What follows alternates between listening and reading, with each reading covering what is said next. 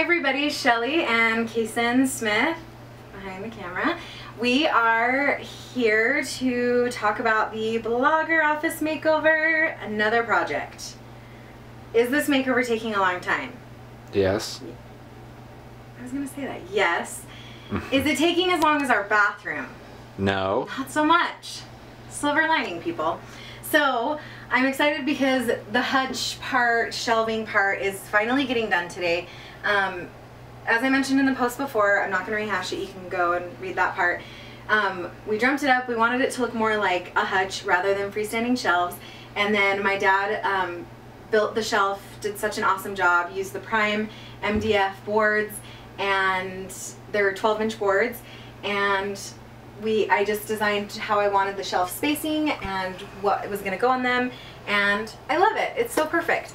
So in order to get that custom look that we wanted, to make it look like it's a built-in, we are going to do crown molding at the top, and Kason's going to handle that one. The finishing touches that I want to tell you about is filling in the screw holes that we made to mount the actual shelving unit on the wall. We put them in studs, so we use screws, obviously because it's heavy, and when doing that we had to sink the screws in and obviously made a big hole, so we have to go back and patch it. So a product that I really like is this Patch Plus Primer from 3M, and it's because we've already painted the shelf and it has this primer in it, we don't have to go back and do the primer and then paint it again. It's just ready to go. It has a really kind of different consistency. It's a little bit like moon sand. It's a little drier, but it goes on really awesome and it fills in the holes really great. After that's done, then it dries and we're gonna go back in with sandpaper and sand it smooth.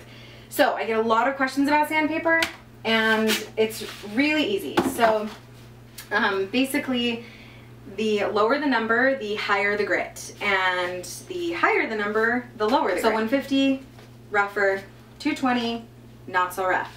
And then even more, 320, the sanding block, would be in between coats. It even says between coats on here.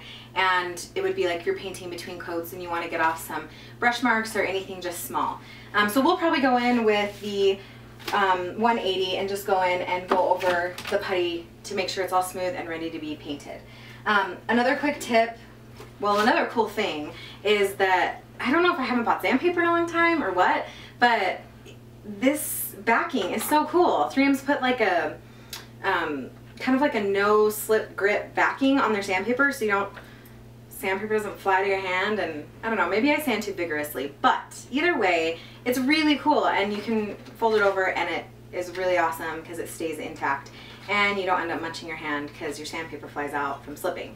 Another cool tip is we just have like a scrap piece of wood from something, and we put our sandpaper around it and then sand this way so we can save our fingers even more. It's really not that big of a deal, you don't have to do it, but we do it for little things like this and it helps. You can also buy a sanding wood block at the store, free, money, free. So yeah, so we're going to do that and get ready to do that once these dry, and then Kason's going to come back and talk about the crown molding and how he's going to cut that and how we're going to put it up since it's in a tight space. Crown molding can always be tricky. There's a lot of great YouTube videos.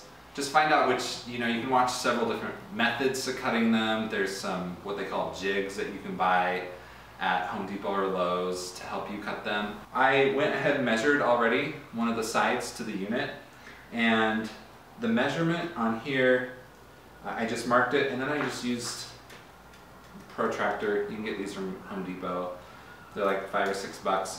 I marked it to 45 degrees, and then kind of has this back end which will hold it in place. I marked it on the board itself, and the reason I did that is because I like to use painter's tape whenever I'm making technical cuts,